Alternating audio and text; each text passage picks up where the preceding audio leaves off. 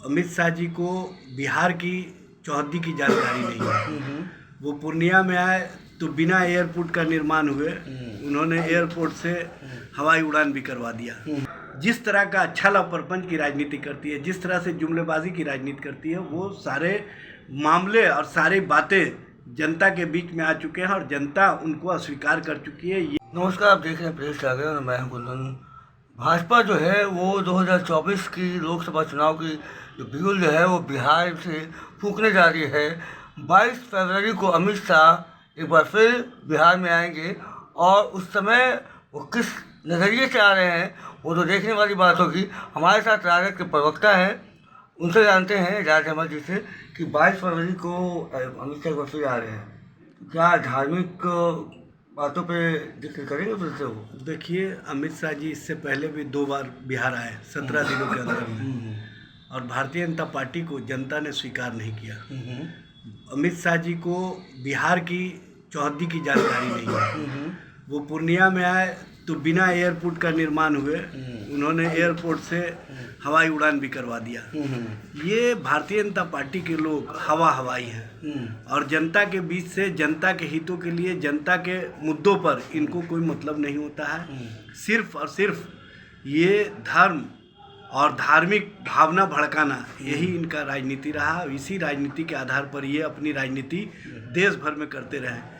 1% लोग देश के परिसंपत्तियों पर कब्जा कर चुके हैं। वो सरकार को जो टैक्स देना चाहिए वो भी नहीं देते हैं, गरीबों से टैक्स लेते हैं, गरीबों को सुविधा नहीं देते हैं। इस तरह की इनकी नीति और रीति रही है। इसलिए भारतीय जनता पार्टी जनता के बीच से उखड़ चुकी है और देश के जो एक बड़ा वर्ग है वो भारतीय जनता पार्टी को नापसंद करने लगा है। भारतीय जनता पार्टी जिस तरह का छल और प्रपंच की राजनीति करती है, जिस तरह से जुमलेबाजी की राजनीति करती है, वो सारे मामले और सारी बातें जनता के बीच में आ चुके हैं और जनता उनको अस्वीकार कर चुकी है। ये पिछले चुनाव में देखने को मिला जो आए थे उस समय कोई मुद्दा नहीं मिल रहा था उनको धार्मिक, इस बार आप लोगों ने दे दिया है रामचरितमानस पे। देखिए, उनको मुद्दा नहीं मिला है, वो शायद मुगालते में है। जनता जो जातीय जनगणना हो रही है ना, उससे कहीं ना कहीं लोगों में ये समझ है कि हमारे मुद्दे पर, हमारे लिए, हमारी सोच वाली जो सरकार बिहार में महागठबंधन की सरकार बनी है, माननीय नीतीश कुमार जी और माननीय तेजस्वी प्रसाद यादव जी के नेतृत्व में, ये जातीय जनगणना कराकर हमको हक और अधिकार देने के प्रति कितनी सजग है, ये स्पष्ट प्रमाण है। अब भारतीय जनता पार्टी इस मामले में पलीता लगाने के लिए किस तरह की राजनीति कर रही है, ये कल माननीय सर्वोच्च न्यायालय के द्वारा की गई टिप्पणी से स्पष्ट हो गया।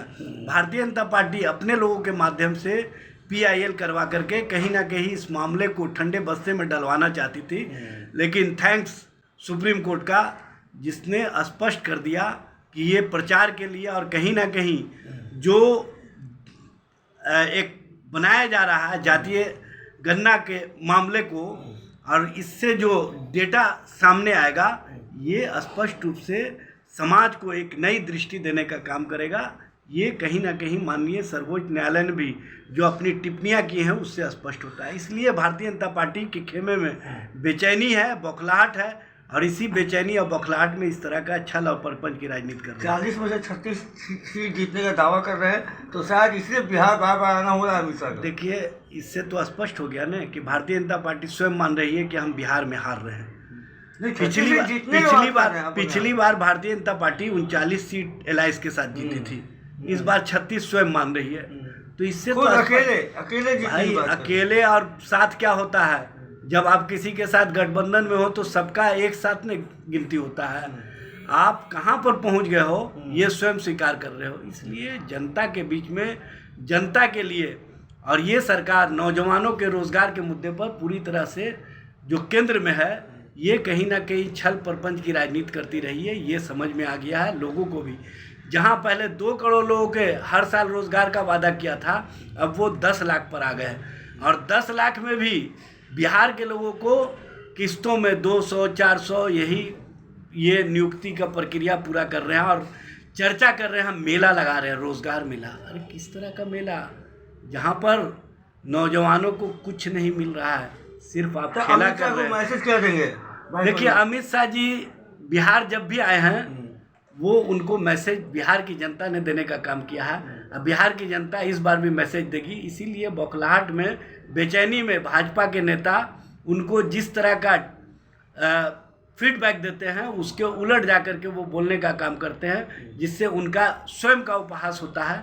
इसलिए ये कहने की आवश्यकता नहीं है।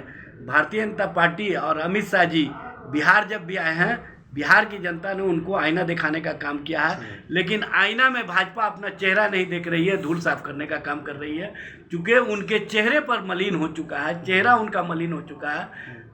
आईना साफ करने से कुछ नहीं होगा। बिहार की जनता ने स्पष्ट कर दिया है कि अब भाजपा हमको स्वीकार नहीं होगा। चलिए, इस मुद्दे से आप एजाज अहमद जी को, ये राजद के प्रवक्ता है, भाजपा को जनता जो है वो नकार चुकी है, ऐसा इनका कहना है। हम बने रहिएगा प्रिय सागन के साथ, तब तक के लिए।